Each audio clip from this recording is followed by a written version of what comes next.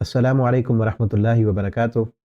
الحمد للہ حمدا کثیرا طیبا مبارکا فیہ کما یحب ربنا ویرضى۔ اما بعد، اعوذ باللہ السمیع العلیم من الشیطان الرجیم من ہمزہ ونفخہ ونفثہ، بسم اللہ الرحمن الرحیم۔ تلک الرسل فضلنا بعضهم علی بعض۔ آج انشاءاللہ تیسرے پارے کی تفسیر کا خلاصہ ہم نے پڑھنا ہے۔ تیسرے پارہ اس میں دو صورتیں ہیں، سورہ بقرہ کا آخری حصہ اس میں ہے اور سورہ آل عمران کا ابتدائی حصہ ہے۔ یہاں پر پہلی آیت میں یہ بتایا گیا ہے کہ رسول بعض کو بعض پر ہم نے فضیلت دی ہے۔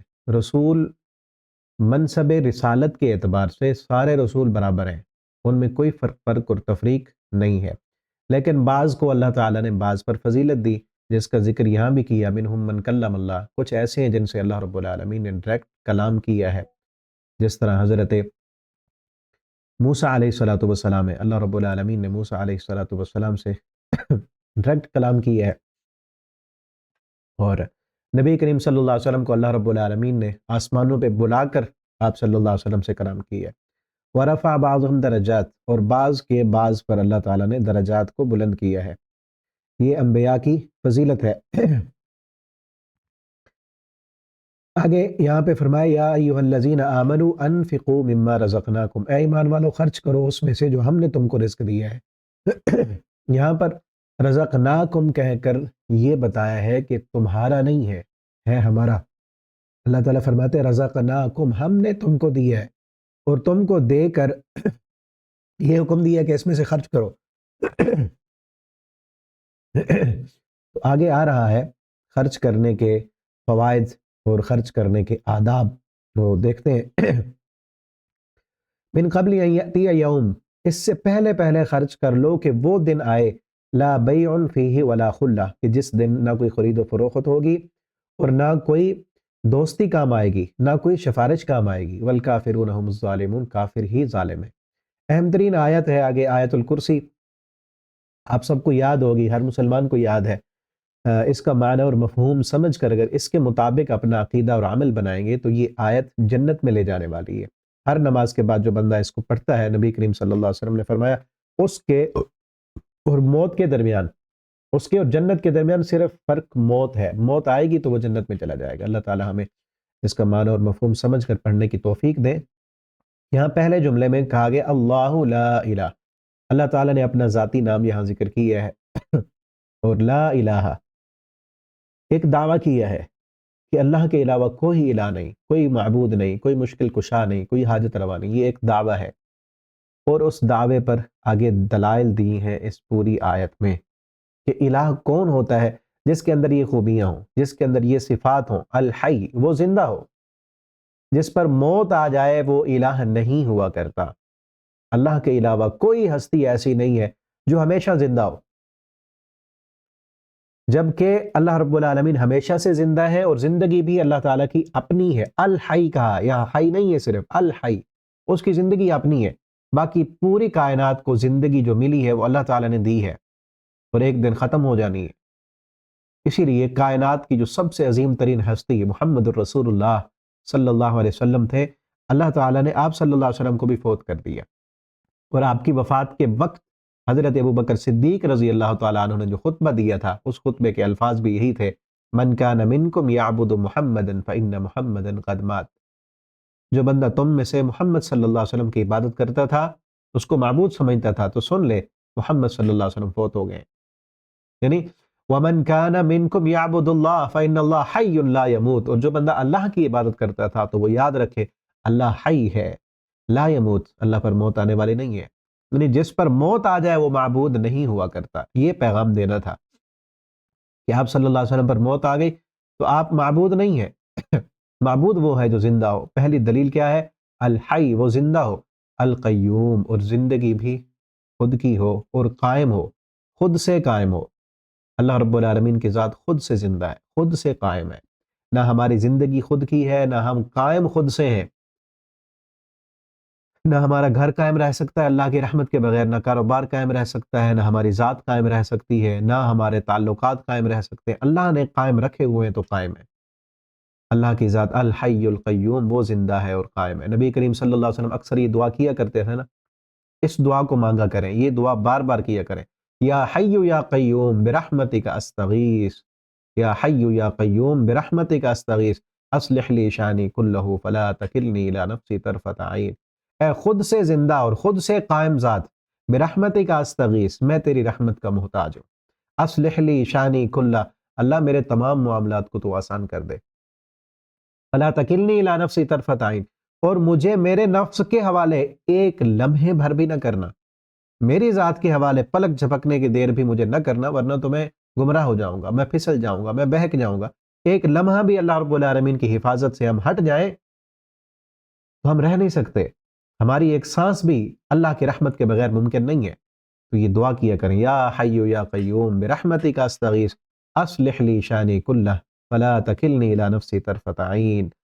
تو پہلی دلیل کیا ہے؟ الحی، دوسری دلیل کیا ہے؟ القیوم، وہ حی و قیوم ہے، اور اس میں اعظم ہے الحی القیوم میں، الحی القیوم میں اس میں اعظم ہے، لا حول ولا قوت میں یہی ہے نا، یا حی یا قیوم، یہ دعا ہے، اس میں جو بھی اس دعا کو کرتا ہے اللہ رب العالمین اس کی مدد کرتے ہیں، اس کی دعا کو قبول کرتے ہیں۔ اگلی دلیل یہ ہے لا تأخذہ سنہ، وہ زندہ ہے، ہمیشہ زندہ ہے، موت سے پاک ہے، اور موت تو درکنار، اس کو نیند بھی نہیں آتی، نیند تو بڑی بات، لا تأخذہ سنہ، اس کو اونگ بھی نہیں آتی، نیند کی جو ابتدائی کیفیت ہوتی ہے وہ اونگ ہے، اللہ تعالیٰ اونگ سے بھی پاک ہے، کمزوری کی انتہا نیند ہے، اور کمزوری کی ابتدا جو ہے وہ اونگ ہے۔ اللہ رب العالمین کمزوری کی ابتدا سے بھی پاک ہیں اور کمزوری کی انتہا سے بھی پاک ہیں، نہ اللہ کو اونگ آتی ہے نہ نیند آتی ہے، اسی کا ہے جو کچھ آسمانوں میں۔ اگلی دلیل ہے الہ اور معبود ہونے کی اگلی دلیل، معبود وہ ہوتا ہے جس کا سب کچھ ہو، لہو ما فی السماوات، اسی کا ہے جو کچھ آسمانوں میں ہے اور جو کچھ زمین میں ہے۔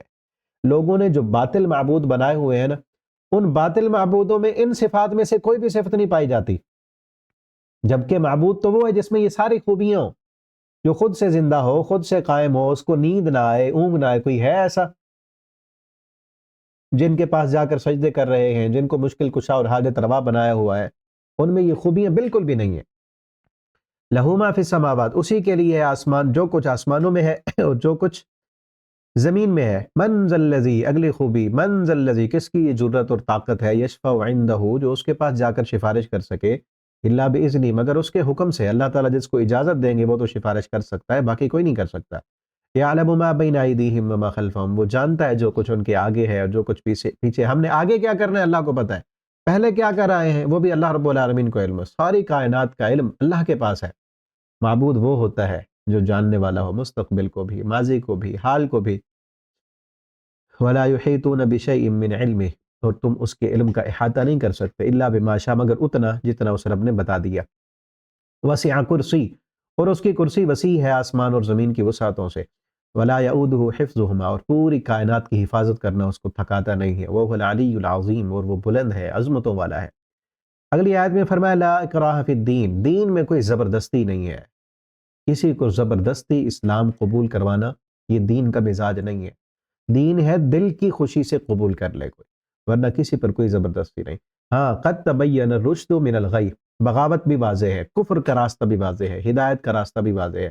جو بندہ کفر کرے گا طاغوت کا، یؤمن باللہ، ایمان لائے گا اللہ پر۔ طاغوت کسے کہتے ہیں؟ اللہ کے علاوہ جس کی بھی عبادت کی جائے وہ طاغوت ہے۔ من یکفر بالطاغوت، جو طاغوت کا انکار کرے گا، یعنی کلمہ ہے نا لا الہ، پہلے انکار ہے، طاغوت کا انکار ہے، ہر باطل معبود کا انکار ہے، وَيُؤْمِن بِاللَّهِ، اور پھر اللہ پر ایمان، اور ایمان لائے گا اللہ پر، تو ایسے سمجھے فَسَتِسْتَمْسَكَ بِالْعُرْوَةِ الْوُثْقَىٰ، اس نے ایک مضبوط کڑے کو پکڑ لیا، ایک مضبوط سہارا اس کو مل گیا، لَا انفصام لَهَا، وہ سہارا کبھی ختم ہونے والا، کٹ جانے والا نہیں ہے۔ اور اللہ تعالیٰ دوست ہیں ان لوگوں کے جو ایمان لائے، اللہ تعالیٰ نکالتے ہیں ان کو اندھیروں سے روشنی کی طرف، اور جو کافر ہیں ان کے دوست طاغوت ہیں، وہ ان کو نور سے، روشنیوں سے نکال کر اندھیروں میں لے جاتے ہیں۔ اولئک اصحاب النار، یہی لوگ آگ والے ہیں، ہم فیہا خالدون، اس میں ہمیشہ رہیں گے۔ آگے ابراہیم علیہ السلام کا واقعہ ہے۔ ابراہیم علیہ السلام جب جھگڑا کر رہے تھے اپنے رب کے بارے میں نمرود کے سامنے، انا آتاہ اللہ الملک، کہ اللہ نے اس نمرود کو جو ہے بادشاہت عطا کی تھی، اور ابراہیم علیہ السلام نے کہا ربی الذی یحیی و یمیت، میرا رب تو وہ ہے جو زندگی دیتا ہے موت دیتا ہے۔ اس نے کہا یہ کام تو میں بھی کرتا ہوں۔ اس نے کیا کیا کہ ایک جیل سے جو بندہ جس کو قتل ہونا تھا اس کو بلوایا اور اس کو چھوڑ دیا، کہا یہ اس نے مرنا تھا، میں نے چھوڑ دیا، اس کو زندگی دے دی ہے۔ اور ایک بے قصور آدمی کو پکڑا اور اس کو مار دیا، کہا یہ اس کی زندگی تھی، میں نے اس کو موت دے دی۔ اب اصل بات تو یہ تھی نا، اس نے زندگی زندہ کرنے کا مطلب تو پیدا کرنا ہے نا، پیدا کرنا ہے۔ یہ تو نہیں تھا نا کہ ایک زندہ بندے کو اس نے چھوڑ دیا، اس کی تو سزا معاف کی ہے اس نے۔ اب ابراہیم علیہ السلام نے اس پر بحث نہیں کی، کیونکہ بے وقوف کے ساتھ، پچھلے پارے میں پڑھا ہے نا، بے وقوفوں کے ساتھ بحث نہیں کرتے۔ ابراہیم علیہ السلام نے کہا ایسا اس کو سوال کریں جس کا یہ جواب ہی نہ دے سکے، اس کا تو کچھ نہ کچھ اس نے بے وقوفانہ جواب دے دیا۔ ابراہیم علیہ السلام نے کیا کہا؟ قال ابراہیم فإن اللہ یأتی بالشمس من المشرق، میرا رب تو وہ ہے، رب تو وہ یأتی بالشمس من المشرق، جو سورج کو مشرق سے نکالتا ہے مغرب میں غروب کرتا ہے، فأتی بها من المغرب، تو مغرب سے نکال کے دکھا۔ فبہت الذی کفر، وہ مبہوت رہ گیا، کوئی جواب ہی نہ آیا اس کو۔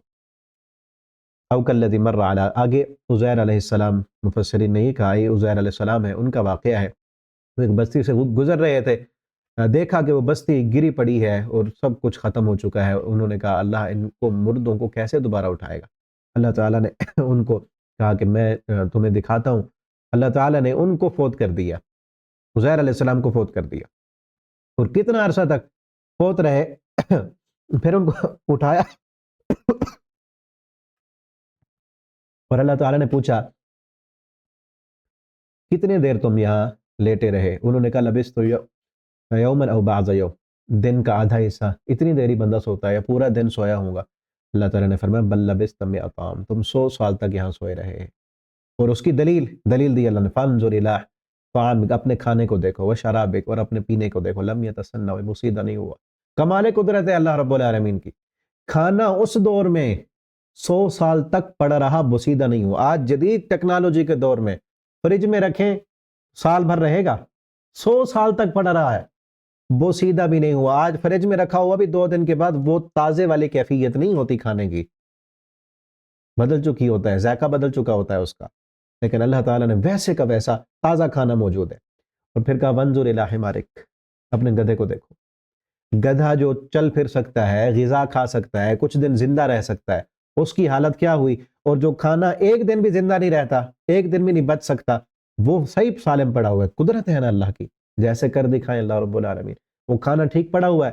اور کہا کہ اپنے گدھے کو دیکھو، اس کو دیکھا تو اس کی ہڈیاں چورا چورا ہو چکی ہیں، مر کر کب کا راکھ ہو چکا ہے۔ اور وَلِنَجْعَلَكَ آیَةً لِلنَّاسِ، فرمایا ہم آپ کو لوگوں کے لیے نشانی بنائیں گے۔ اب اس کی ہڈیوں کو دیکھو، کیف ننشزها ثم نکسوها لحما، اس ہڈیوں کو کیسے ہم جوڑتے ہیں، اس پر گوشت کیسے چڑھتا ہے۔ اللہ تعالیٰ نے ہڈیوں کو جوڑا، وہ ہڈیاں جڑی، گوشت چڑھا، اوپر چمڑی آئی، اور گدھا پورا زندہ ہو کے کھڑا ہو گیا سامنے۔ فلما تبینہ، جب یہ واضح ہوا، قال اعلم، انہوں نے کہا میں پہلے ہی جانتا تھا اللہ تعالیٰ ہر چیز پر قادر ہے۔ آگے ابراہیم علیہ السلام کو اللہ تعالیٰ نے اطمینان قلب کے لیے، اللہ تعالیٰ سے ابراہیم علیہ السلام نے جب کہا اللہ تو مردوں کو کیسے زندہ کرتا ہے، تو اللہ تعالیٰ نے فرمایا ابراہیم کیا یقین نہیں ہے؟ ابراہیم علیہ السلام نے کہا یقین تو ہے، لیکن میں دیکھوں گا تو ایمان بڑھ جائے گا۔ آج بھی ایسے ہوتا ہے نا، یقین تو ہوتا ہے اللہ کی قدرت پر، لیکن غور و فکر کرنے سے، اللہ کی قدرت پر مزید غور کرنے سے، قرآن پڑھنے سے، اللہ کی آیات کو دیکھنے سے ایمان اور بڑھ جاتا ہے۔ قال بلا ولکن لیطمئن قلبی، میرا ایمان اور بڑھ جائے گا، دل کو اطمینان ملے گا۔ اللہ تعالیٰ نے فرمایا فخذ اربعۃ من الطیر، پھر ایسے کرو 4 پرندوں کو پکڑو، ان کو اپنے ساتھ مانوس کرو، جب وہ مانوس ہو جائیں ان کو بلاؤ اور تمہارے پاس آ جائیں، انسیت کے بعد ان کو پھر ذبح کرو، ذبح کر کے ان کے گوشت کا قیمہ بناؤ، اور گوشت کے قیمے کو مکس کر دو، 4 پرندوں کا گوشت مکس کر دو، اور مکس کیے ہوئے گوشت کو پھر 4 حصوں میں تقسیم کرو، پھر 4 پہاڑوں کی چوٹیوں پر جا کر ان کو رکھ دو الگ الگ، اور پھر ان کو بلاؤ جس طرح وہ زندہ تھے تم ان کو بلایا کرتے تھے، ٹھیک ہے۔ ثم ادعوهن یأتینک سعیا، پھر بلاؤ، دیکھو وہ دوڑتے ہوئے پرندے تمہارے پاس آئیں گے۔ ابراہیم علیہ السلام نے ایسے ہی کیا، وہ پرندوں کا گوشت ٹکڑے کیے، قیمہ بنایا، مکس کیا، پھر پہاڑوں کی چوٹیوں پہ رکھا، پھر بلایا ان کو جس طرح زندہ تھے تو بلایا کرتے تھے، بلایا اللہ کی قدرت سے، ہر پرندے کا گوشت جس جس پہاڑ کی چوٹی پر پڑا تھا وہیں سے وہ ٹکڑے اٹھے، اڑے، اور اڑتے ہوئے مکس ہوئے، ہڈیاں بنی، اوپر چمڑی چڑھی، پر بنے، اور اڑتے ہوئے آ گئے ابراہیم علیہ السلام کے پاس۔ واللہ اعلم ان اللہ عزیز حکیم، ابراہیم علیہ السلام نے کہا وعلم، اور جان لو اللہ تعالیٰ غالب ہے اور حکمت والے ہیں۔ آگے اللہ کے راستے میں خرچ کرنے والے کی مثال بیان کی ہے کہ جو لوگ اللہ کے راستے میں خرچ کرتے ہیں ان کی مثال اس بالی کی طرح ہے، اس چھلی کی طرح، جب گندم کا دانہ بویا جاتا ہے زمین میں، ایک دانے سے 7 بالیاں نکلتی ہیں اور ہر بالی میں 100 دانے ہوتے ہیں، تو ایک دانے کے نتیجے میں 700 دانے بن جاتے ہیں۔ اسی طرح جو بندہ ایک چیز خرچ کرتا ہے، 1 روپیہ خرچ کرتا ہے، ایک چیز اس نے خرچ کی اللہ کے راستے، اللہ بڑھاتے ہیں، بڑا کرتے ہیں، ایک نیکی کو 700 گنا تک زیادہ کر کے اللہ رب العالمین ثواب عطا کرتے ہیں۔ لیکن کن کو الذین ینفقون اموالہم فی سبیل اللہ، جو اللہ کے راستے میں خرچ کرتے ہیں، ثم لا یتبعون ما انفقوا منا، اپنے خرچ کیے ہوئے چیز کے پیچھے احسان نہیں جتلاتے کہ میں نے تمہیں دیا تھا، میں نے تمہارے ساتھ احسان کیا تھا، یہ کام نہیں کرتے وہ، ولا اذا، اور تکلیف بھی نہیں پہنچاتے، لہم اجرہم، ان کے لیے اجر ہے ان کے رب کے ہاں، کوئی خوف نہیں ہوگا، نہ وہ غم زدہ ہوں گے۔ قول معروف، اچھی بات کہہ دینا بھی صدقہ ہے، ومغفرۃ، اور معاف کر دینا یا دعا دے دینا بھی صدقہ ہے، خیر، یہ بہتر ہے، من صدقہ، اس صدقے سے کہ جس صدقہ کرنے کے بعد پھر تکلیف دی جائے، مصدق کو جس کو صدقہ دیا ہے پھر اس کو تکلیف دو تم۔ واللہ غنی حلیم، اللہ تعالیٰ غنی ہے اور بڑے حوصلے والے ہیں۔ یا ایھا الذین آمنوا، اے وہ لوگو جو ایمان لائے ہو، لا تبطلوا صدقاتکم بالمن والاذی، اپنے صدقوں کو تکلیف دے کر اور احسان جتلا کر ضائع نہ کیا کرو۔ صدقہ کرو گے، کسی کے ساتھ احسان کرو گے، پھر اس کو جتلاؤ گے، بتلاؤ گے کہ میں نے فلاں موقع پر تیرے ساتھ یوں کیا تھا، تو پھر وہ ثواب ختم۔ بعض لوگ ہوتے ہیں کہ مشکل کے وقت کسی کی ہیلپ کر دی، لیکن بعد میں جب خود پر کوئی مشکل وقت آیا، اب اگلا بندہ وہ تمہاری ہیلپ کرنے پر قادر نہیں ہے، یا قادر ہے نہیں کر سکتا، تم نے تو اس کی مدد اللہ کی رضا کے لیے کی تھی، پھر اس کو کیا کریں گے؟ جب تمہیں ضرورت تھی تو ہم نے تمہاری کتنی مدد کی تھی، فلاں موقع پر ہم نے یوں کیا، فلاں موقع پر یوں کیا، آج ہمیں ضرورت پڑی ہے تو تم ہماری کوئی ہیلپ نہیں کر رہے۔ بھی احسان جتلا کر تم نے وہ اپنی کی ہوئی نیکی بھی ختم کر دی۔ یہ تو اس بندے کی طرح کالذی ينفق ماله رئاء الناس، جو لوگوں پر خرچ کرتا ہے لوگوں کو دکھانے کے لیے، اس کا اللہ پر ایمان نہیں ہے، آخرت پر ایمان نہیں ہے۔ اس کی مثال فمثلہ کمثل صفوان علیہ تراب، چٹیل ایک پتھر ہو میدان، وہاں پر تھوڑی سی گرد و غبار پڑی ہو، جب بارش برسے گی تو وہ سارے اس کے اوپر سے مٹی، گرد و غبار وہ سب اڑ جائے گی۔ اسی طرح ریاکاری کرنے والے کا ثواب بھی ختم ہو جاتا ہے۔ اور جو اللہ کی رضا کے لیے خرچ کرتے ہیں، اللہ تعالیٰ ان کو دنیا میں بھی دیتے ہیں اور ان کے مالوں کی اللہ رب العالمین حفاظت بھی کرتے ہیں۔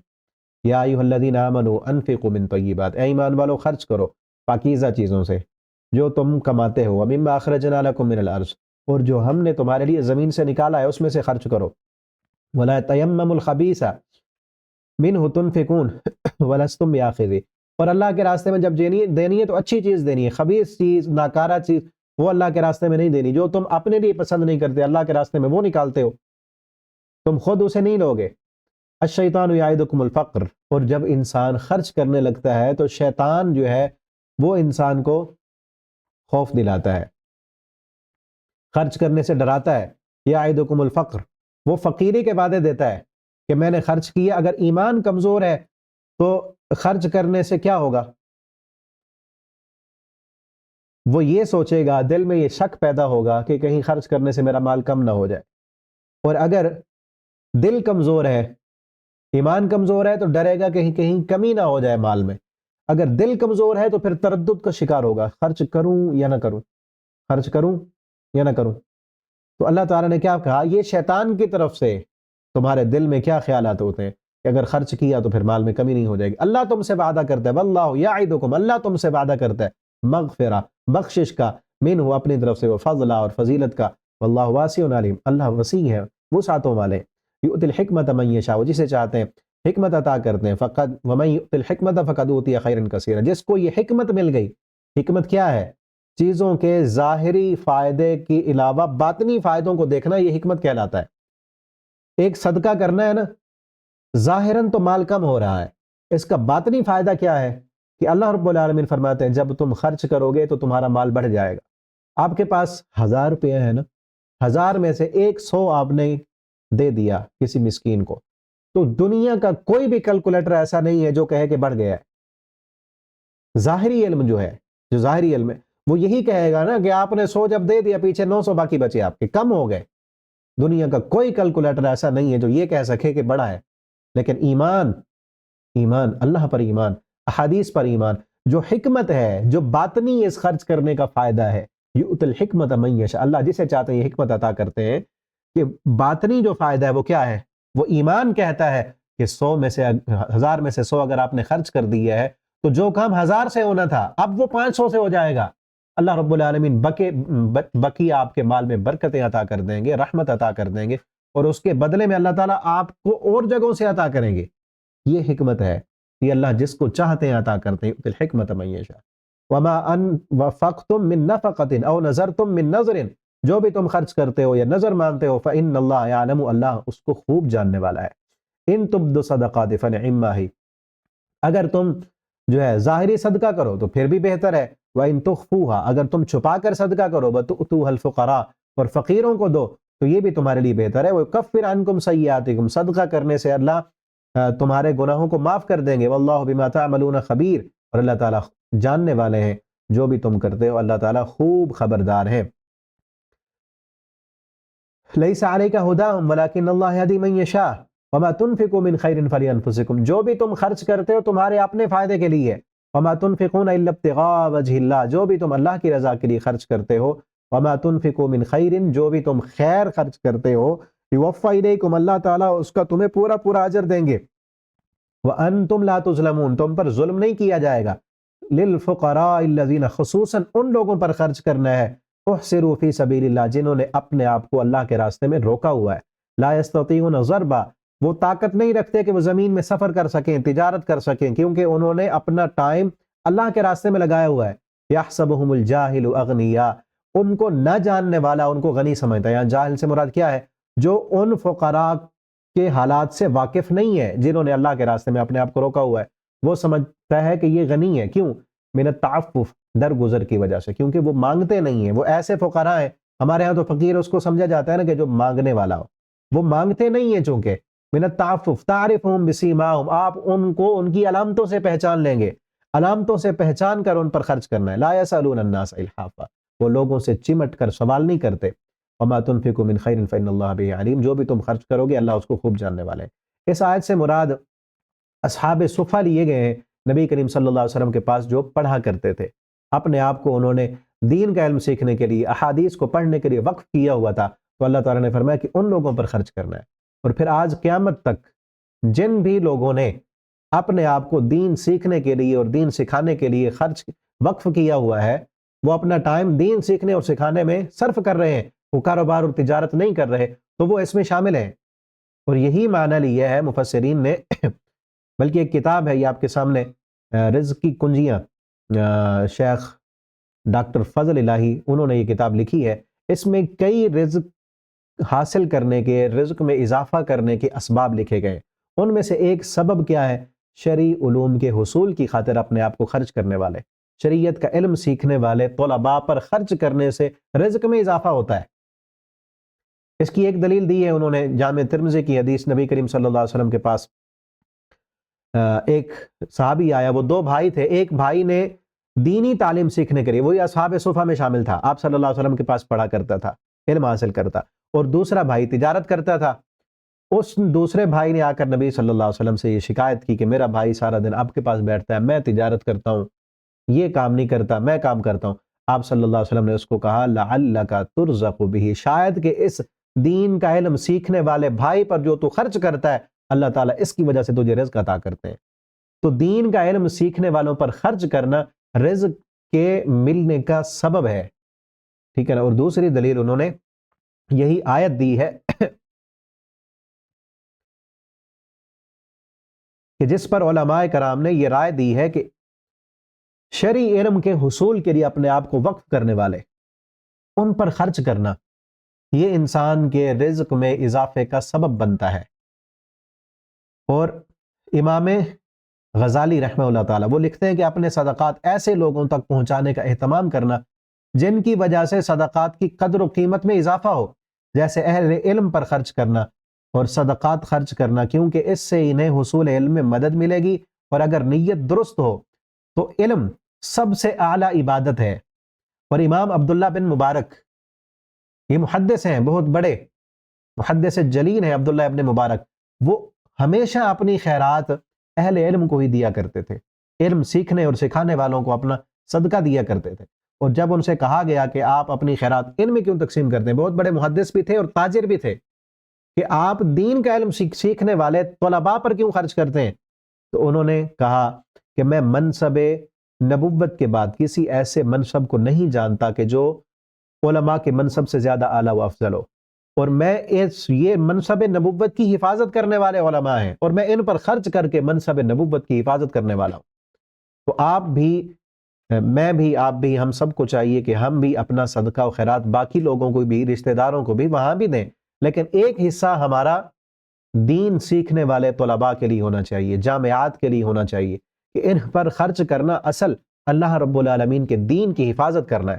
اگر یہ لوگ اپنا وقت نہ نکالیں، دین نہ سیکھیں، نہ سکھائیں، اور اپنے اپنے کاروبار میں چلے جائیں، تو پھر دین کو سیکھنا اور سکھانا یہ کام کون کرے گا؟ ٹھیک ہے نا؟ اللہ تعالی ہمیں توفیق عطا فرمائے۔ الذین ینفقون اموالهم، وہ لوگ جو اپنا مال خرچ کرتے ہیں باللیل والنہار، دن میں اور رات میں، سرا وعلانیہ، چھپے ہوئے بھی، علانیہ بھی، فلہم اجرهم عند ربہم، ان کے لیے اجر ہے ان کے رب کے یہاں، ولا خوف علیہم ولا هم یحزنون، قیامت کے دن کوئی خوف نہیں ہوگا ان پر، نہ وہ غمزدہ ہوں گے۔ تو میری آپ سے یہ ریکویسٹ ہے کہ آپ جہاں کہیں بھی، فیس بک پر، یوٹیوب پر، جہاں بھی سن رہے ہیں میری بات، آپ اپنے لیے یہ چیز فکس کر لیں کہ آپ کسی طالب علم کا خرچہ اٹھا لیں ماہانہ، اس کی تمام اخراجات، اس کی کتب، اس کے مہینے کا خرچہ، اس کی فیس، ساری چیزوں کا، وہ جب تک پڑھتا رہے گا، پھر پڑھ کر آگے پڑھائے گا، آپ کے لیے وہ صدقہ جاریہ بنے گا۔ ٹھیک ہے نا؟ اگر آپ کی اپنی اولاد ہے، اس کو دین کا علم سیکھنے کے لیے وقف کریں۔ آپ کی اپنی اولاد نہیں دین سیکھ رہی، یا کہیں اور مصروف ہے، یا نہیں ہے، تو آپ کسی بھی دین کے طالب علم کی سرپرستی کریں اور اس کا خرچہ اٹھائیں، یہ منصب نبوت کی حفاظت ہے۔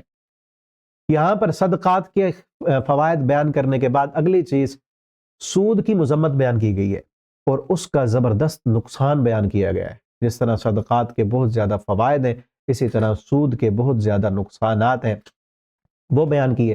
فرمایا الذین یأکلون الربا، جو لوگ سود کھاتے ہیں وہ کھڑے نہیں ہو سکیں گے قیامت کے دن، مگر ایسے کھڑے ہوں گے جس طرح خبتی شیطان نے ان کو مس کر دیا ہو، اور قیامت کے میدان میں پڑے ہوں گے، ساری مخلوق ان کو روندے گی، ان کے پاؤں کے نیچے وہ کچلے جا رہے ہوں گے، کیونکہ دنیا میں ان سود خوروں نے انسانیت کو روندا ہوا ہے نا، کچلا ہوا ہے اپنے اس نظام کے نیچے، غریبوں کو، مسکینوں کو ان کا لہو نچوڑ رہے ہیں، ان کو خون پسینے کی کمائی، اس پر عیاشیاں کر رہے ہیں، اور سود پہ سود بڑھتا ہی جا رہا ہے، غریب پستا ہی جا رہا ہے۔ قیامت کے دن یہ سود خور پسیں گے جہاں میدان محشر میں۔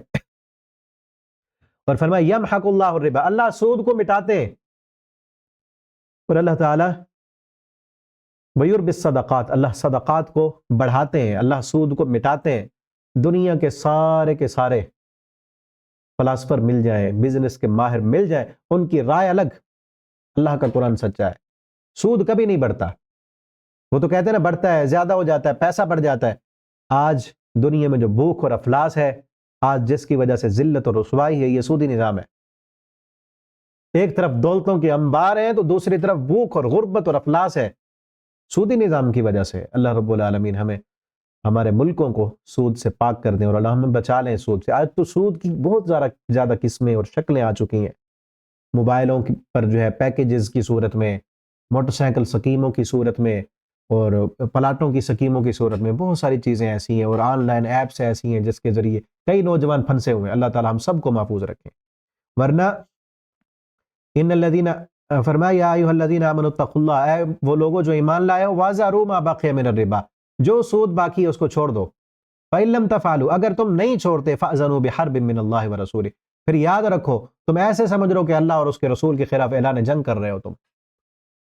آج کئی نوجوان جو ہے وہ موبائل کی ایپس ایسی ہیں جن میں سارا سود کا سسٹم جو ہے وہ آ چکا ہے، ان کے ذریعے وہ کما رہے ہیں پیسے، اور دوسروں کو بھی لگا رہے ہیں۔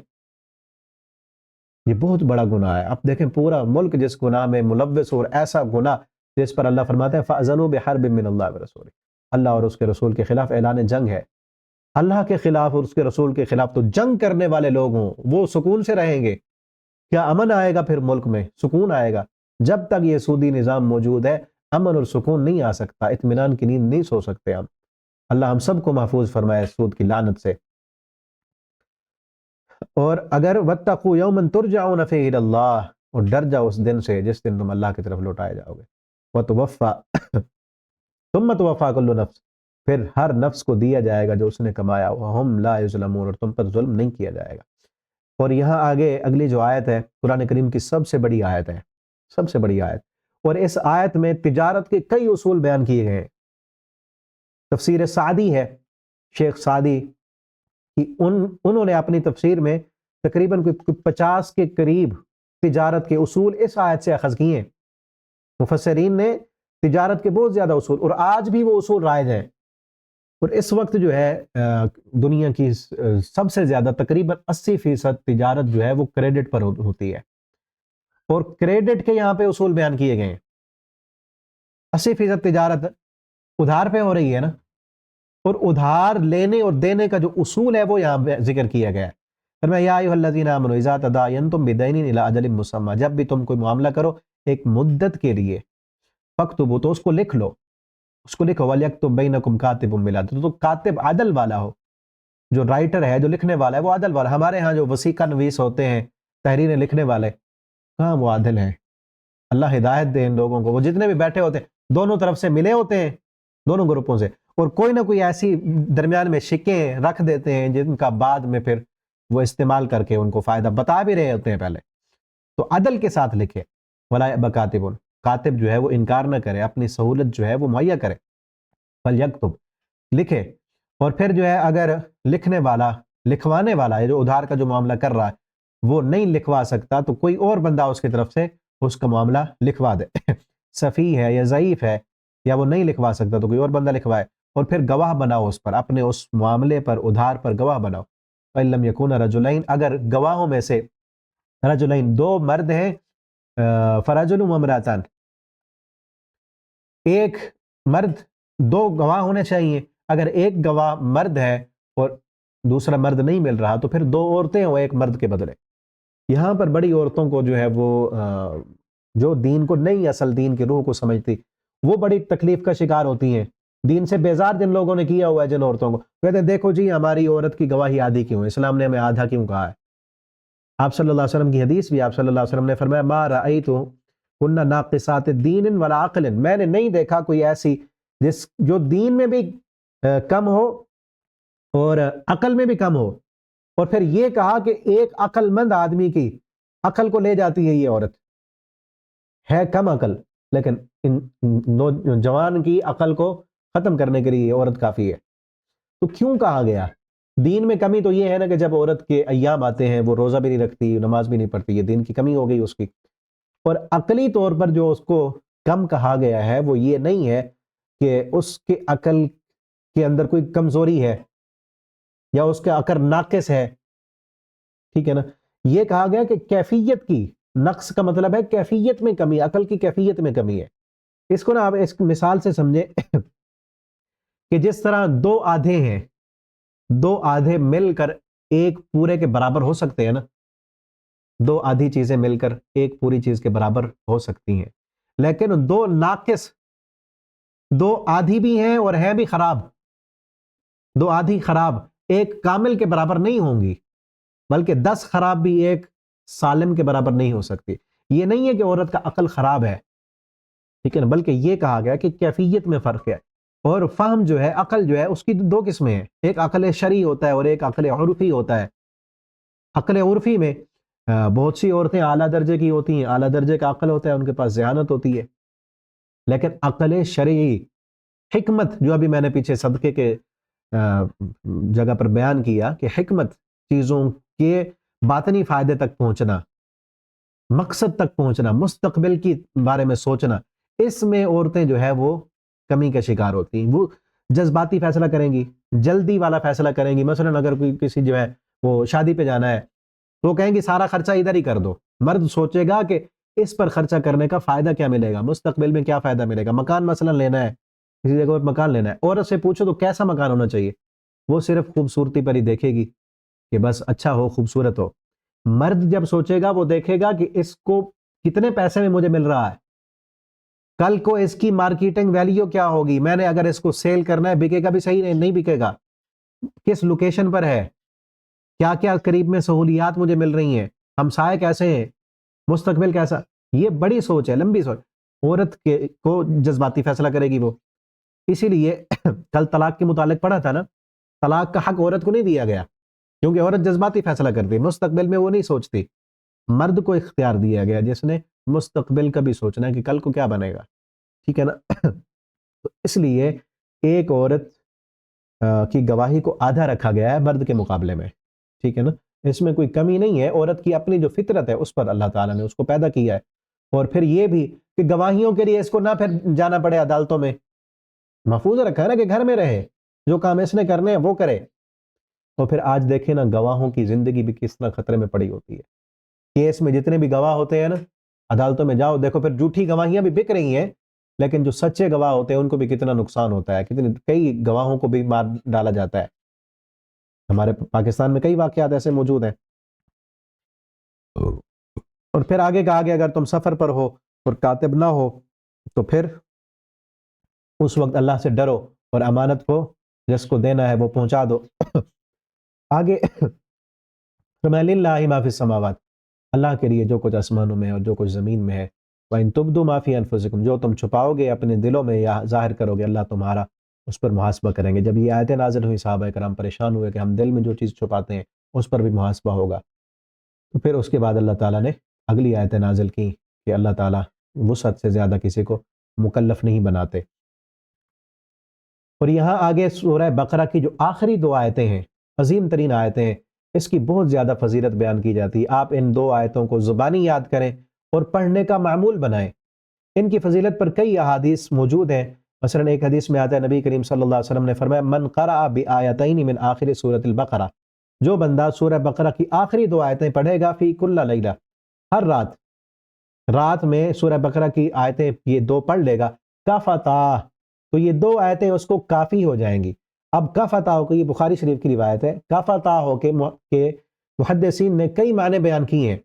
ایک معنی اس کا یہ بیان کیا ہے کہ یہ دو آیتیں آدمی کو کافی ہو جائیں گی کہ ایک بندہ رات کو بہت زیادہ قرآن کریم کی تلاوت کرتا ہے، اب اس رات وہ تھکا ہوا تھا یا لیٹ آیا، اس کو ٹائم نہیں ملا، وہ اٹھ نہیں سکا تہجد پڑھنے کے لیے، لیکن یہ دو آیتیں اس نے پڑھ لیں تو وہ تہجد کا جو ثواب ہے وہ اس کو اس دو آیتوں کی وجہ سے کافی ہو جائے گا.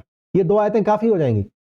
ایک بندہ تلاوت کرتا ہے لمبی قرآن کے 10 پارے رات کو پڑھتا ہے، رمضان کے دن ہے، وہ اس نے اپنی روٹین بنائی ہوئی ہے رات کو قرآن کریم کی تلاوت کرنے کی، لیکن ایک دن وہ نہیں پڑھ سکا، تھکا تھا یا کوئی بھی مسئلہ تھا، دو آیتیں یہ پڑھ لیں تو یہ دو آیتیں اس ثواب کے لیے کافی ہو جائیں گی. یہ محدثین نے معنی بیان کیا ہے.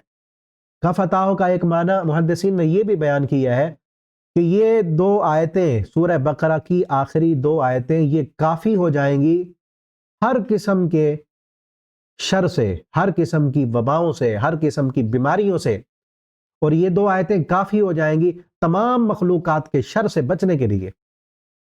تو اگر آپ چاہتے ہیں کہ آپ بیماریوں سے بچ جائیں، موذی مرضوں سے بچ جائیں، آپ جنات شیاطین سے بچ جائیں، آپ جادو ٹونے سے، حسد سے، اب بہت زیادہ یہ مسائل جو ہے وہ پھیلے ہوئے ہیں، ہر دوسرے تیسرے بندے کو مسئلہ ہوتا ہے جنات کا، شیاطین کا، جادو کا. تو ان تمام بیماریوں سے بچنے کے لیے، جنات شیاطین سے بچنے کے لیے، جادو سے بچنے کے لیے، رزق کی بندشوں سے بچنے کے لیے اپنے اوپر لازم کریں کہ ہر رات سونے سے پہلے یہ سورہ بقرہ کی آخری دو آیتیں آپ نے پڑھ کے سونا ہے. یہ کافی ہو جائیں گی تمام چیزوں سے، نبی کریم صلی اللہ علیہ وسلم کا فرمان ہے. اور اسی طرح ایک اور روایت میں بھی اس کی فضیلت ملتی ہے کہ نبی کریم صلی اللہ علیہ وسلم نے فرمایا جس گھر میں سورہ بقرہ کی آخری دو آیتیں 3 راتوں تک پڑھی جائیں، شیطان اس گھر کے قریب نہیں آتا. اب دیکھیں نا 3 دن، سورہ بقرہ کے بارے میں تو آتا ہے نا کہ 40 دن تک جس گھر میں سورہ بقرہ پڑھی جائے جنات شیاطین اس گھر سے بھاگ جاتے ہیں. پہلے تو آپ سورہ بقرہ پڑھیں، گھر میں پڑھیں، نہیں پڑھنے کا اتنا ٹائم تو آپ لگا دیں، کسی بھی ڈیوائس پر اپنے گھر میں سورہ بقرہ کی تلاوت چلا دیں. رمضان کا مہینہ ہے، قرآن کی تلاوت چلنی چاہیے گھر میں، جنات شیاطین بھاگ جائیں گے. نہیں تو آپ یہ سورہ بقرہ کی آخری جو دو آیت ہے اس کو آپ 3 دن تک پڑھیں. کتنا فضیلت والا عمل ہے.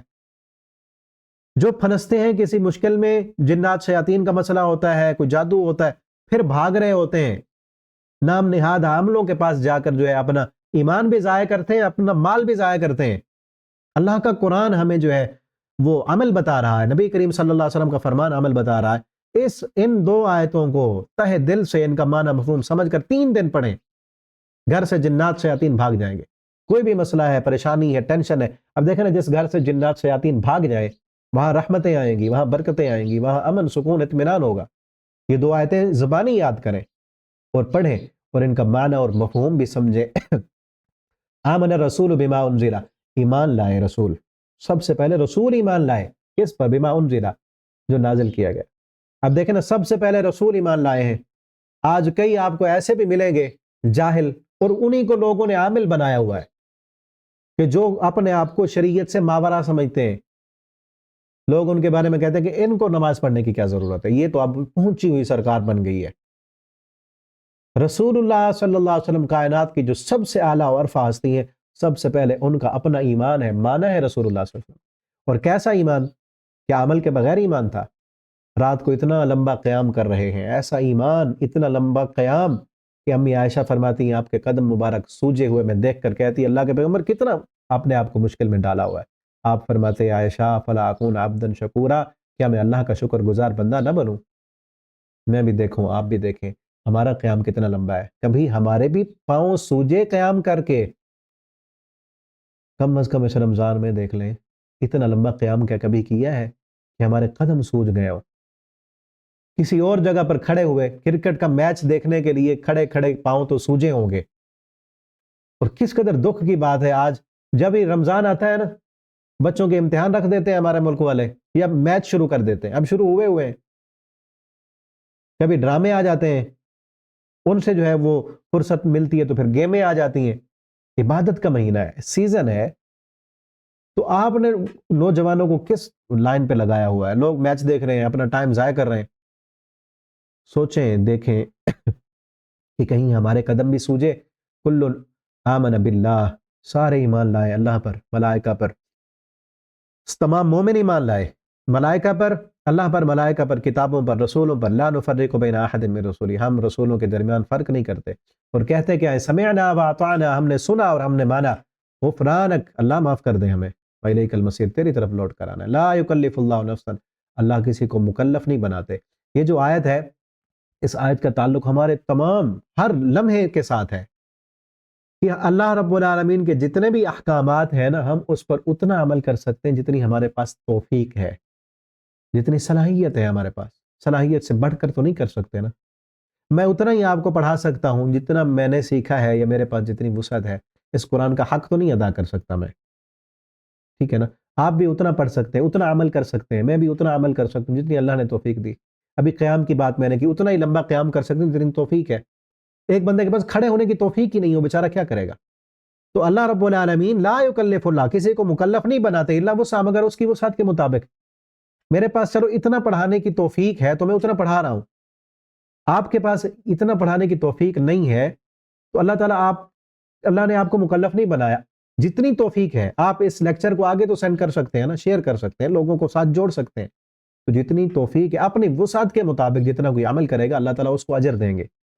الا وسعها، مگر اس کی وسعت کے مطابق، لہا ما کسبت وعلیہا ما اکتسبت، اسی کے لیے جو اس نے کمایا اور اسی پر ہے جو اس نے گناہ کمائے، اس کا وبال اس پر ہے۔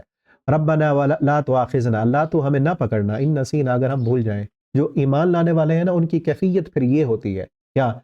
ربنا لا تؤاخذنا، اے ہمارے رب تو نہ پکڑنا، ہمارا مواخذہ نہ کرنا، ان نسینا، جب ہم بھول جائیں، او اخطأنا، ہم خطا کر بیٹھے۔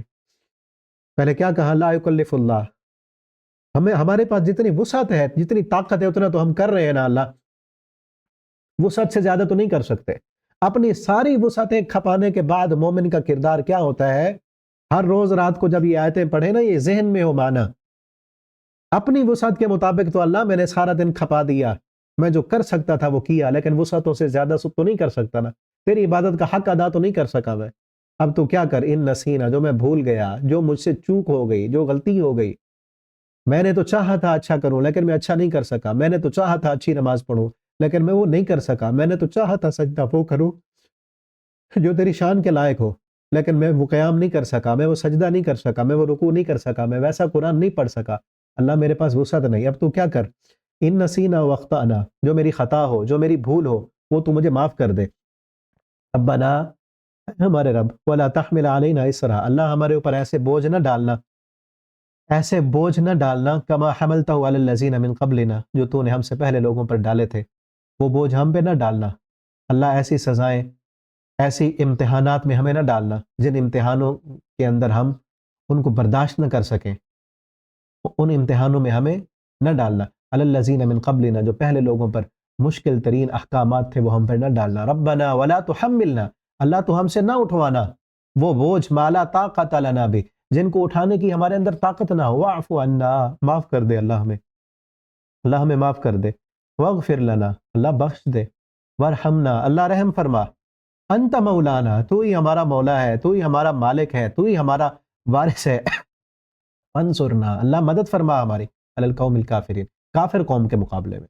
ان آیتوں کو یاد کریں، روزانہ پڑھنے کا معمول بنائیں۔ آگے سورہ آل عمران ہے۔ سورہ بقرہ میں زیادہ تر حصہ کتاب کا جو ہے یہودیوں کے ساتھ تھا، سورہ آل عمران میں عیسائیوں کے ساتھ ہے۔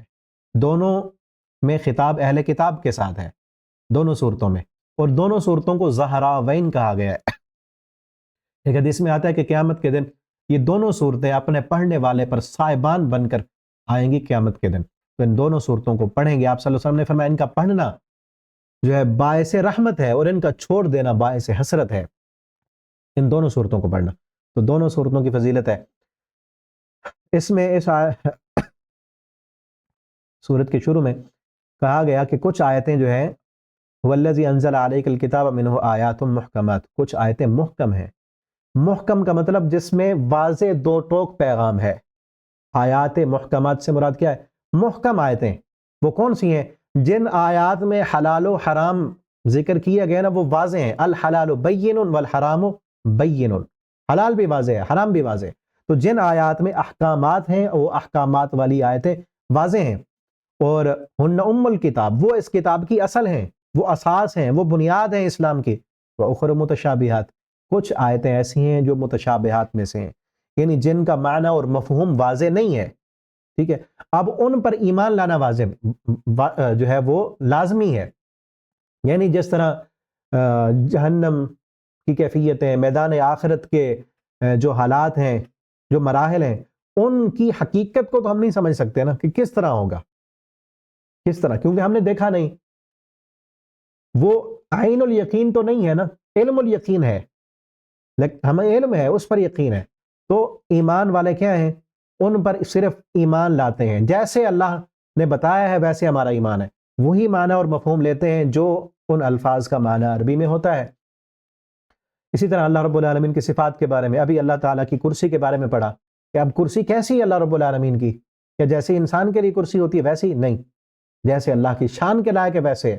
اس کرسی کی حقیقت کو ہم نہیں سمجھ سکتے کیونکہ یہ متشابہات ہے، اللہ کی کرسی کی حقیقت کو نہیں سمجھ سکتے آپ، تو ہمارا اتنا ایمان ہے جتنا اللہ نے بتا دیا۔ کرسی سے مراد کرسی ہی ہے، تعویل نہیں کرنی۔ کئی باطل پرست فرقے پھر تعویل کرتے ہیں کہ کرسی سے مراد اللہ کی حکومت ہے۔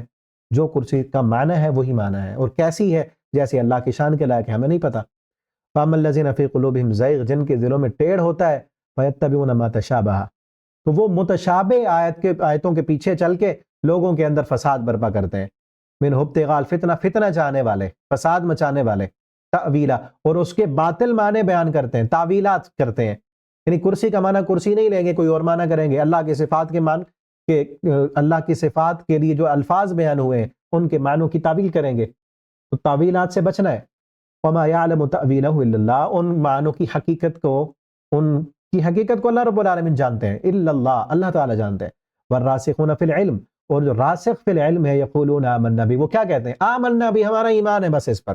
حقیقت اللہ جانتے ہیں، ہمارا ایمان ہے، جو چیز اللہ نے بتا دی اس پر ایمان ہے، اور کیسے ہے، کیفیت کیا ہے، حقیقت کیا ہے، جیسے اللہ کی شان کے لائق ہے ویسے ہے۔ کل من عند ربنا، ہر چیز اللہ ہمارے رب کی طرف سے۔ وما یذکر الا اولو الالباب، اس سے نصیحت حاصل کرتے ہیں مگر الباب، عقل والے۔ نصیحت کون حاصل کرتے ہیں؟ جو عقل والے ہوں۔ عقل والا اصل وہی ہے جو قرآن سے نصیحت حاصل کر لے، جو قرآن کے ذریعے سے نصیحت حاصل نہ کر سکے وہ عقل مند نہیں ہے۔ ربنا لا تزغ قلوبنا، اللہ ہمارے دلوں کو ٹیڑھا نہ کرنا جب تو نے ہمیں ہدایت دے دی ہے۔ وَهَبْ لَنَا مِن لَّدُنْكَ رَحْمَةً، اللہ اپنی طرف سے رحمت دے دے، إِنَّكَ أَنتَ الْوَهَّابُ، تو ہی وہاب ہے۔ آگے یہ کہا گیا زُيِّنَ لِلنَّاسِ، انسانوں کے لیے کچھ چیزیں مزین کر دی گئی ہیں، حب الشہوات، شہوات کی محبت ڈال دی گئی۔ شہوت میں سب سے پہلے کیا؟ من النساء، عورتیں، بنین، بیٹے، قناطیر المقنطرہ، چھپے ہوئے خزانے، سونا چاندی، خیل گھوڑے، والمصومہ، سدھائے ہوئے گھوڑے، والانعام جانور، والحرث کھیتیاں، ذالک متاع الحیات الدنیا، کہا کہ یہ دنیا کا متاع ہے، دنیا کا ساز و سامان ہے، واللہ عندہ حسن الثواب، یہ عورتیں، یہ خزانے، یہ اولاد، یہ سونا چاندی جواہرات، یہ سب دنیا کا ساز و سامان ہے، اور جو اللہ کے پاس ہے حسن و مآب، وہ بہت اچھا ہے اور بہتر ہے۔ اور فرمایا کہ وہ ہے کن کے لیے؟ للذین اتقوا، ان لوگوں کے لیے جو ڈر گئے اپنے رب سے، عند ربہم جنات، ان کے رب کے ہاں باغات ہیں جن کے نیچے نہریں جاری ہیں، وازواج مطہرہ، اور پاکیزہ بیوی ہیں۔ دنیا کا جو زوج ہے وہ پاکیزہ نہیں ہے، دنیا کی بیوی پاکیزہ نہیں ہے۔ پاکیزہ سے مراد کیا؟ اس بیوی کو، دنیا کی عورت کو جو ہے مینسز کے ایام، حیض و نفاس، یہ ساری چیزیں اس کے ساتھ یہ لگی ہوئی ہیں۔ آخرت میں جو جنت میں جو حوریں ہوں گی اللہ کے مومن بندوں کے لیے، وہ پاکیزہ ہوں گی، مطہرہ، ان کے ساتھ کوئی گندگی، اس طرح کی کوئی ایذا والی چیز نہیں ہوگی۔ ورضوان من اللہ، اور سب سے بڑی چیز ایک جنتی کے لیے وہ کیا ہوگا؟ رضوان من اللہ، اللہ کی رضامندی۔ ورضوان من اللہ اکبر، سورہ توبہ میں ہے۔ واللہ بصیر بالعباد، اور اللہ تعالیٰ اپنے بندوں کو دیکھنے والے ہیں۔ الذین یقولون، کن لوگوں کے لیے ہے یہ جنت؟ جو کہتے ہیں ربنا اننا آمنا، اے ہمارے رب ہم ایمان لائے، فاغفر لنا ذنوبنا، اللہ تو ہمارے گناہ معاف کر دے، وقنا عذاب النار، اللہ ہمیں جہنم کے عذاب سے بچا۔ الصابرین، وہ صبر کرنے والے، والصادقین، صدقہ کرنے والے، والقانتین، فرمانبرداری کرنے والے، والمنفقین، خرچ کرنے والے، والمستغفرین بالاسحار، اور سحری کے وقت اٹھ کر اللہ کے سامنے جھک کر گڑ گڑا کر دعائیں کرنے والے، استغفار کرنے والے ہیں۔ گواہی دی اللہ نے کہ اللہ کے علاوہ کوئی الہ نہیں، ملائکہ نے بھی گواہی دی، وَأُولُو الْعِلْمِ، علم والوں نے بھی گواہی دی، علم والوں کی گواہی اللہ نے اپنی اور ملائکہ کی گواہی کے ساتھ رکھا، قائمًا بالقسط، وہ انصاف کے ساتھ قائم ہے۔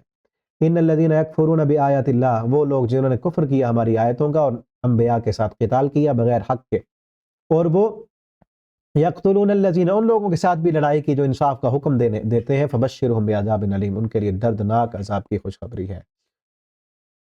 آگے اللہ تعالیٰ نے اپنی ملوکیت کو بیان کیا، قل اللہم مالک الملک، کہہ دیجئے اللہ ہی ملکوں کا بادشاہ ہے، قل اللہم مالک الملک، اللہم، اللہ تو ہی ملکوں کا مالک ہے، تؤتی الملک من تشاء، تو جس کو چاہے بادشاہ بنا دے، وتنزع الملک ممن تشاء، جس سے چاہے بادشاہی چھین لے، وتعز من تشاء، تو جس کو چاہے عزتیں دے، وتذل من تشاء، تو جس کو چاہے ذلیل کر دے، بیدک الخیر، تیرے ہاتھ میں خیر ہے، تو اللہ سے عزتیں مانگنی ہے۔ من کان یرید العزہ فللہ العزت جمیعا، جو بندہ عزت کا متلاشی ہے تو جان لے عزتیں ساری کی ساری اللہ کے پاس ہیں، ساری دنیا مل جائے تمہیں ذلیل کرنے پہ آ جائے، اگر اللہ نے تمہیں عزت دی ہے تو کوئی تمہیں ذلیل نہیں کر سکتا۔ اگر ساری دنیا مل کر تمہیں عزتیں دینا چاہے، اللہ نے تمہارے ذلت میں، تمہارے مقدر میں ذلت لکھ دی ہے، تو تمہیں کوئی عزت نہیں دے سکتا۔ یہ عقیدہ اور ایمان ہونا چاہیے۔ وتعز من تشاء وتذل من تشاء بیدک الخیر انک علی کل شیء قدیر، تولج اللیل فی النہار وتولج النہار فی اللیل، وہ رات کو داخل کرتا ہے دن میں اور دن کو داخل کرتا ہے رات میں، کبھی رات لے کے آتا ہے کبھی دن لے کے آتا ہے، اور زندہ سے مردہ نکالتا ہے، مردہ سے زندہ نکالتا ہے، کافر سے مومن پیدا کرتا ہے اور مومن سے کافر پیدا کرتا ہے، آزر سے ابراہیم کو پیدا کرتا ہے، اور نوح علیہ السلام سے اس کا بیٹا، نوح علیہ السلام کا بیٹا جو کافر تھا وہ اللہ بناتا ہے۔ لا يتخذ المؤمنون الکافرین اولیاء من المؤمنین، مومنوں کے چاہیے کہ وہ مومنوں کو چھوڑ کر کافروں سے دوستی نہ لگائیں، اپنے مومنوں سے دوستی لگائیں، ایمان والوں سے، اسلام والوں سے، ان سے دوستی لگائیں۔ آگے فرمایا قل ان کنتم تحبون اللہ فاتبعونی یحببکم اللہ، اگر تم اللہ سے محبت کے دعوے دار ہو نا تو اللہ نے اپنی محبت کرنے کا طریقہ بتایا ہے۔ سچا محبوب وہ ہوتا ہے نا جو محب سے محب کے طریقے کے مطابق محبت کرے، سچا محب وہ ہوتا ہے جو محبوب سے، اپنے محبوب سے محبت کرے اس کے طریقے کے مطابق، نہ کہ اپنی مرضی کے مطابق، جس سے محبت کرتا ہے طریقہ بھی اس کا۔ اگر ہم اللہ سے محبت کرتے ہیں تو کیا اپنے طریقے کے مطابق کریں گے؟ دنیا کے محبت کرنے والے کیسے ہوتے ہیں؟ جس سے محبت کرتے ہیں تو طریقہ بھی پھر اس کا، جو وہ چاہے وہ کرے نا، جیسے وہ کہے ویسے محبت کریں، اللہ نے طریقہ بتایا، ان کنتم تحبون اللہ، اگر تم اللہ سے محبت کے دعوے دار ہو تو پھر کیا کرو، فاتبعونی، میری اتباع کرو، یحببکم اللہ، اللہ تم سے محبت کرے گا۔ نبی کریم صلی اللہ علیہ وسلم کو کہا کل ان کنتم، ان سے کہو اگر تم اللہ سے محبت کرتے ہو پھر میری بات مانو، اللہ تم سے محبت کرے گا، اور محبت کے نتیجے میں اللہ تمہیں کیا انعام دے گا، یغفر لکم ذنوبکم، اللہ تمہارے گناہ معاف کرے گا، واللہ غفور الرحیم، اللہ معاف کرنے والے رحم کرنے والے ہیں۔ آگے مریم علیہ السلام کا ذکر ہے۔ مریم علیہ السلام کی ایک خاص فضیلت ہے جو کسی اور عورت کے نصیب میں نہیں آئی، وہ یہ ہے کہ اللہ نے پورے قرآن میں صرف ایک عورت کا نام لیا ہے، اور وہ عورت مریم علیہ السلام ہے۔ صرف نام نہیں لیا، وہ ان کے نام پر قرآن کی پوری سورت نازل کی ہے، سورہ مریم، وہاں بھی ان کا ذکر ہے۔ تو اتنی نیک اور پارسا تھی کہ اللہ تعالیٰ نے ان کا نام قرآن میں ذکر کیا، ان کے نام کی سورت ذکر کی ہے۔ اللہ ہماری ماؤں بہنوں کو بھی مریم جیسا بنا دے، کتنی عظیم عورت تھی، ابھی ماں کے پیٹ میں تھی۔ امرات عمران، انہوں نے کہا رب انی نظر، تو اللہ میں نظر مانتی ہوں، میرے پیٹ میں جو بچہ ہے وہ تیرے لیے وقف ہوگا۔ جب پیدا ہوئی تو وہ لڑکی تھی، کہا کہ میں نے تو سمجھا تھا کہ لڑکا ہے، پھر بھی اس کو وقف کر دیا۔ اور زکریہ علیہ السلام جو ان کے چچا تھے، وہ ان کی مسجد میں رہتے تھے، وہ ان کی خدمت کرتے تھے اور نگرانی کرتے تھے، اور جب بڑی ہو گئیں دیکھا کہ محراب میں رہ رہی ہیں، وہاں پہ قائم یصلی فی المحراب، ہنالک دعا زکریا، مریم علیہ السلام محراب میں، ان کے پاس دیکھے بے موسم کے پھل موجود ہیں۔ جب میں بے موسم کے پھل دیکھے نا تو زکریا علیہ السلام نے کہا کہ یہ تالا لگا ہوا تھا اور اندر کوئی آ نہیں سکتا، یہ پھل کہاں سے آئے؟ انہوں نے کہا من عند اللہ، یہ اللہ کی طرف سے آئے۔ اللہ تعالیٰ، زکریا علیہ السلام نے جب دیکھا کہ مریم علیہ السلام کو اللہ رب العالمین بغیر موسم کے پھل دے سکتے ہیں، جو رب بغیر موسم کے مریم علیہ السلام کو پھل دے سکتے ہیں، تو وہ رب مجھے بغیر موسم کے اولاد بھی دے سکتا ہے۔ موسم میں میرا بھی نہیں اولاد کا، بوڑھے ہو چکے تھے، سر سفید ہو چکا تھا، تو زکریا علیہ السلام نے اسی وقت فنادتہ الملائکہ، اسی وقت دعا کی۔ تو جب بھی اللہ رب العالمین کی کوئی قدرت سامنے آئے تو فوراً دعا کرنی چاہیے، ہو سکتا ہے وہ دعا کی قبولیت کا وقت ہو، فوراً اسی وقت ہنالک دعا زکریا ربہ، وہیں پر زکریا علیہ السلام نے دعا کی، اور کیا کہا، رب ھب لی من لدنک ذریۃ طیبہ، رب ھب لی من لدنک ذریۃ طیبہ۔ اگر آپ کی اولاد نہیں ہے، یہ دعا یاد کر لیں، یہ دعا یاد کر لیں، رب ھب لی من لدنک ذریۃ طیبہ انک سمیع الدعاء۔ اور دوسرے مقام پر بھی ان کی دعا ہے، رب لا تذرنی فردا وانت خیر الوارثین، اللہ مجھے اکیلا نہ چھوڑنا، تو بہترین وارث ہے۔ فنادتہ الملائکہ، تو فوراً اللہ تعالیٰ نے دعا قبول کی اور ان کو بیٹے کی خوشخبری دی، اور جب بیٹے کی خوشخبری دی اس وقت بھی وہ محراب میں تھے، یصلی فی المحراب، محراب میں، مسجد کے محراب میں نماز پڑھ رہے تھے۔ مریم علیہ السلام کو جب پھل ملے بغیر موسم کے تو اس وقت وہ کہاں تھی؟ وہ بھی محراب میں تھی۔ زکریہ علیہ السلام کو جب بیٹے کی خوشخبری ملی تو تب بھی زکریہ علیہ السلام محراب میں تھے۔ اگر آپ اور میں بھی چاہتے ہیں کہ ہمارے اوپر بھی اللہ کی رحمتیں بغیر موسم والی ہوں، جب موسم نہ ہو ایک چیز کا، حالات سازگار نہ ہو، تب بھی اللہ کی رحمتیں آئیں، تو اپنا تعلق محراب کے ساتھ جوڑ لیں۔ اگر آپ کو ڈاکٹروں نے لا علاج کر دیا ہے، حکیم و طبیبوں نے لا علاج کر دیا ہے، تو اپنا تعلق محراب کے ساتھ جوڑیں۔ یصلی فی المحراب، زکریہ علیہ السلام محراب میں نماز پڑھ رہے تھے، بیٹے کی خوشخبری مل گئی، اور یہ زکریہ علیہ السلام کی دعائیں یاد کر لیں اور ان دعاؤں کو پڑھیں۔ آگے پھر مریم علیہ السلام کا وہ واقعہ ہے کہ جب ان کو بھی اللہ رب العالمین نے بیٹا عطا کیا بغیر باپ کے، اپنی قدرت کاملہ کے ساتھ، اس کا تفصیلی ذکر سورہ مریم میں ہے، وہاں پہ پڑھیں گے ہم۔ اس کے بعد عیسیٰ علیہ السلام کا تذکرہ ہے، عیسیٰ علیہ السلام کی پیدائش کا ذکر، پھر ان کی جو ہے جو اللہ تعالیٰ نے معجزے عطا کیے تھے ان کا ذکر ہے، اور ان کا پھر نبی کریم صلی اللہ علیہ وسلم کے پاس جب عیسائی آئے تھے، عیسائیوں کے عالم آئے، کئی دن تک مدینہ میں رہے، آپ صلی اللہ علیہ وسلم کے ساتھ کافی زیادہ جو ہے وہ گفتگو ہوتی رہی۔ جب کسی بات پر نہ آئے ان کو سمجھایا گیا، پہلے ان سے مباحثہ کیا گیا، مباحثہ ان کو سمجھایا گیا، کیا سمجھایا اللہ نے؟ ان مثل عیسیٰ عند اللہ کمثل آدم، وہ عیسائی عیسیٰ علیہ السلام کو اللہ کا بیٹا سمجھتے تھے کیونکہ بغیر باپ کے پیدا ہوئے، تو اللہ نے فرمایا عیسیٰ علیہ السلام کی مثال آدم علیہ السلام کی طرح ہے، خلقہ من تراب، آدم علیہ السلام کو ہم نے مٹی سے بنایا، بغیر باپ کے بغیر ماں کے آدم علیہ السلام کو بنایا، اور عیسیٰ علیہ السلام کو بغیر باپ کے بنایا۔ جو رب بغیر باپ اور ماں کے بنا سکتا ہے وہ رب بغیر باپ کے بھی بنا سکتا ہے، تم کیوں مغالطے میں ہو کہ معاذ اللہ عیسیٰ علیہ السلام اللہ کے بیٹے ہیں؟ ان کو سمجھایا گیا، مباحثہ کیا گیا، اور پھر ان سے نبی کریم صلی اللہ علیہ وسلم نے ان سے کہا تھا کہ ہم تم سے مباہلہ کرتے ہیں، مباہلے کا چیلنج کیا. فمن حاجک من بعد ما جاءک من العلم، اگر پھر تمہارے پاس علم آنے کے باوجود بھی تم جھگڑے پر اڑے ہوئے ہو تو پھر آؤ قل تعالوا ندعو ابنانا وابناکم، ہم بھی اپنے بیٹوں کو بلاتے ہیں تم بھی بلاؤ، ہم اپنی عورتوں کو بلاتے ہیں تم بھی بلاؤ، سارے خاندان کو بلا لو ہم بھی بلا لیتے ہیں. پھر کیا کریں؟ ثم نبتہل، پھر مباہلہ کرتے ہیں اور کیا کہیں گے؟ نجعل لعنت اللہ علی الکاذبین، ہم میں سے جو جھوٹا ہے اس پر اللہ کی لعنت ہو، وہ تباہ و برباد ہو جائے. نبی کریم صلی اللہ علیہ وسلم نے ان سے کہا اگر تم سچے ہو پھر آؤ مباہلہ کرتے ہیں. انہوں نے کہا ہمیں ایک دن کا ٹائم دو. عالم تھے عیسائیوں کے بڑے بڑے راہب، کئی دن رہے وہاں پر. جب مباہلے کا ٹائم آیا آپ نے کہا مباہلہ کرتے ہیں، کہنے لگے ایک رات کا ٹائم دو. جب رات ہوئی راتی رات وہ سارے اپنا سامان لیتے نکل گئے، بھاگ گئے. صبح ہوئی تو کوئی بھی نہیں تھا، کوئی بھی نہیں تھا.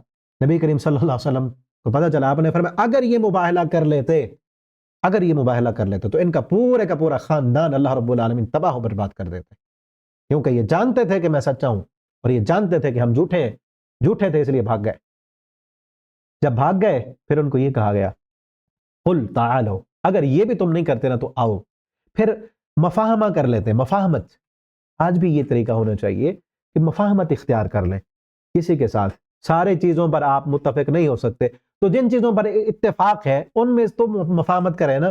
قل یا اہل الکتاب تعالوا الی کلم، اے اہل کتاب آؤ اس کلمے پر سواء بیننا و بینکم، جو ہمارے اور تمہارے درمیان برابر ہے، جس کی چیز کو تم بھی مانتے ہو ہم بھی مانتے ہیں. وہ کیا ہے؟ اللہ نعبد الا اللہ، کہ ہم اللہ کے علاوہ کسی کی عبادت نہیں کریں گے، اس کے ساتھ کسی کو شریک نہیں کریں گے. اور بعض ہمارا بعض کو رب نہیں بنائے گا، کہ اپنے جیسوں کو تو رب نہیں بنائیں گے نا، ان کی اتباع نہیں کریں گے. فَإِن تَوَلَّوْا، اگر یہ پھرے فَقُولُوا اشْهَدُوا، پھر تم کہو ہم مسلمان ہیں.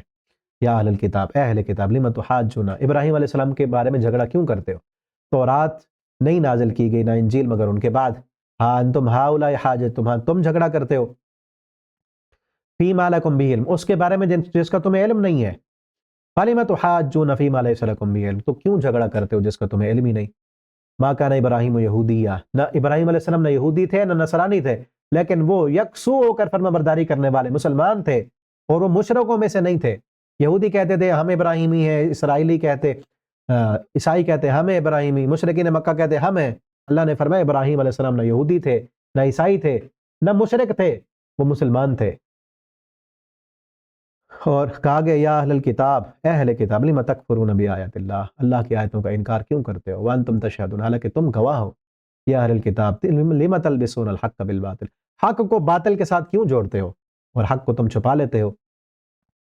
اور اہل کتاب میں سے سب برے نہیں ہیں، یہ کہا گیا کچھ تو اتنے برے ہیں ان تأمنہ بقنطار ومنہم ان تأمنہ بدینار، کچھ ایسے برے ہیں کہ ایک دینار ان کو آپ دینا وہ آپ کو واپس نہیں دیں گے، ایسے خائن ہیں، ایک دینار کی خاطر ایمان ضائع کر دیں گے. اور کچھ اہل کتاب میں اتنے اچھے بھی ہیں بقنطار، اس کو خزانہ دیں، آپ بہت بڑی دولت دیں امانت کے طور پر، یؤدیہ الیک، وہ آپ کو واپس دے دیں گے. یعنی اہل کتاب میں اچھے بھی ہیں جنہوں نے اسلام قبول کر لیا. پھر عبداللہ بن سلام جیسے اور بھی کئی ان کے علماء تھے، وہ انہوں نے اسلام قبول کیا. تو جو اچھے ہیں ان کی خوبی بیان کی گئی، جو برے ہیں ان کی برائی بیان کی گئی. آگے یہاں پر میثاق ہے جو قیام عالم ارواح میں تمام انسانوں سے لیا گیا، انبیاء سے لیا گیا. وَإِذَا أَخَذَ اللَّهُ مِيثَاقَ النَّبِيِّينَ، نبیوں سے اللہ نے یہ وعدہ لیا کہ جب تمہاری نبوتیں ہوں، حکمتیں ہوں، اور پھر میرے آخری رسول محمد صلی اللہ علیہ وسلم آ جائے تو تم نے اس کی تصدیق کرنی اور اس پر ایمان لانا ہے. اور اس پارے کے آخر میں یہ کہا گیا کہ وہ لوگ جنہوں نے کفر کیا اپنے ایمان کے بعد پھر کفر میں زیادہ ہو گئے، لن تقبل توبتہم، اللہ ان کی توبہ کو قبول نہیں کریں گے. یعنی کفر میں اور بڑھتے گئے اور ڈٹ گئے اور آخری موت کے وقت جا کر توبہ کر رہے ہیں تو پھر ان کی کوئی توبہ قبول نہیں ہوگی.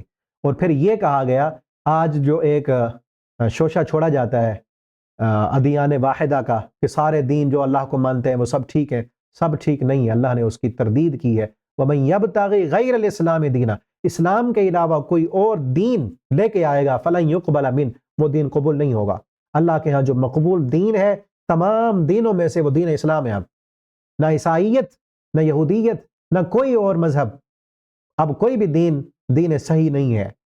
پہلے تھے اپنے انبیاء کے دور میں عیسائیت عیسیٰ علیہ السلام کے دور میں صحیح تھی، یہودیت ان کے انبیاء کے دور میں صحیح تھی، اب اسلام کے آنے کے بعد کوئی اور دین، کسی اور دین پر کوئی چلے گا، چاہے جو مرضی نیکیاں کرتا رہے، فَلَن يُقْبَلَ مِنْهُ، کوئی نیکی قبول نہیں کی جائے گی، وَهُوَ فِي الْآخِرَةِ مِنَ الْخَاسِرِينَ، تو آخرت میں خسارے والا ہوگا۔ ان الدین عند اللہ الاسلام، اللہ کے ہاں دین اب اسلام ہے۔